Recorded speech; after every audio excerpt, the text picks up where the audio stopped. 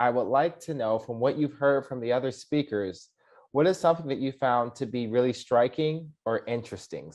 What was really sad that stood out for me across both what the minister and Colette said was how global the racism is within environment.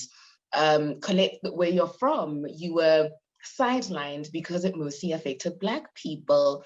When the minister spoke, when we talk about when we talk about the Amazon and everything, we never talk about the Black people. The indigenous people are usually the Black people, and the erasure of Black people is global. We're raising them in Africa. If CNN is going to come here and talk about a climate solution, they're going to find the 3 white men in Botswana to speak to. We've got like no white people in Botswana, but they will find them. 80% of the biodiversity in indigenous communities, we always hear that, right? We hear that statistic, but we don't really think about what Minister said about how many of these indigenous communities are Black, how much of the Amazon indigenous communities are of African descent, because there is this sort of exotification of indigeneity right now that leaves out the Blackness. And that really resonated for me. The United States have a lot of power in terms of getting out stories. And there are a lot of Afro-descendant people here that are in the media. But my perception is that they are not questioning this kind of report for areas that they know that there are Black people, that they are not presenting our stories. So, of suffering and also of possibility for solutions.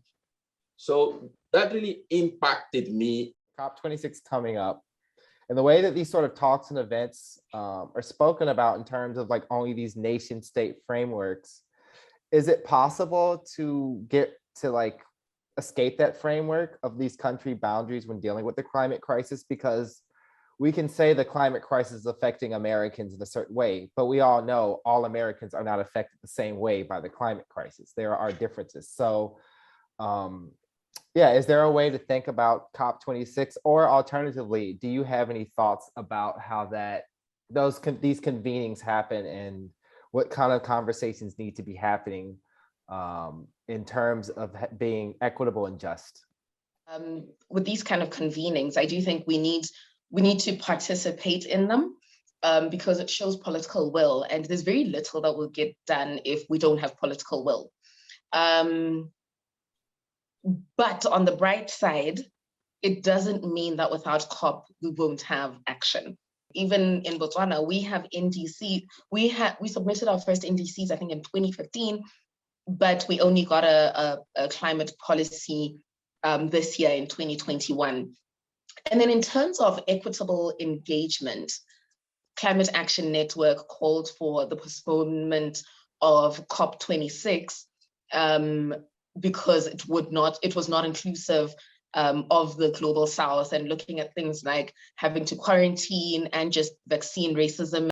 1,000% agree. We signed on as the U.S. Climate Action Network into that global call, and the Movement for Black Lives also signed on to that call, standing in solidarity with the global South, and just thinking about the minister's words around connection, exchange, and solidarity. And that solidarity, I believe Anna mentioned, was rooted in love. It's really the love of our people that if the global South is calling a foul, the rest of us have to call the foul, or else we will continue to, as Pato said, normalize what is discrimination and exclusion, again, at the UN, no less. Which is, if our international peace body is excluding the global South, we are in trouble. I would say that obviously we need to look at this challenge and also the way to respond to it beyond our country boundaries. And we are making an effort here at ESI at MIT and with Pratt, with Juan Camilo and others, to look at the climate and environmental solution based on community-driven and nature-driven from a more hemispheric perspective. Because I will just give you one example of Colombia. the same families that live in Providencia, which is Colombia, in one side of in the insular Caribbean, are the same family that are in Nicaragua, in the continental Caribbean. The same, I'm talking about Black families, Afro-descendant families. The same families that you have in one side of the Darien in Panama are the same families that are in the other side of the Darien in Colombia, in Chocó, where I come from. So there is no way that we need to have that, to look at the issues of that scale. We have the same challenges based on the history of colonialism and slavery, but we are not talking to each other. We are not talking with each other. We don't have platform, as Pato said, to talk about it. And as Colette said, we need to impact collectively as Afro-descendant and African people, the climate movement, which is very white, very European-centric. And to do that, we need to have, first, exchange information and knowledge of what it is doing. Second, we need to create at least platforms to set our own agenda. When you look at the scale of African diaspora, you see that we are not the big emitters of the world. That's not, we didn't create this problem, but we are facing the consequences. So there is a huge issue of differential of power and inequality.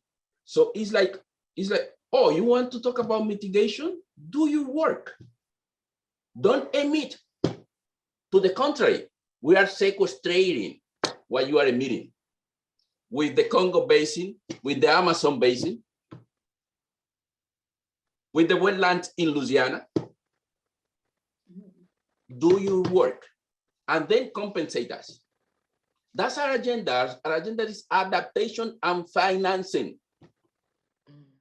I think something else that we need to think about when it comes to the financing, the global north and the big emitters can't be the ones who are driving the conversation of financing and how they're going to bring us the finances after they're the ones who did the harm.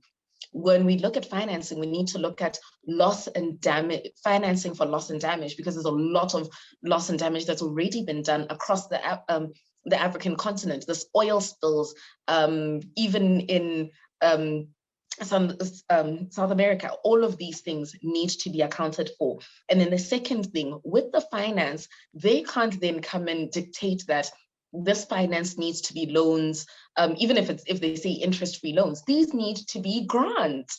You can't then say we're going to help you and then put African countries or global southern countries further in debt.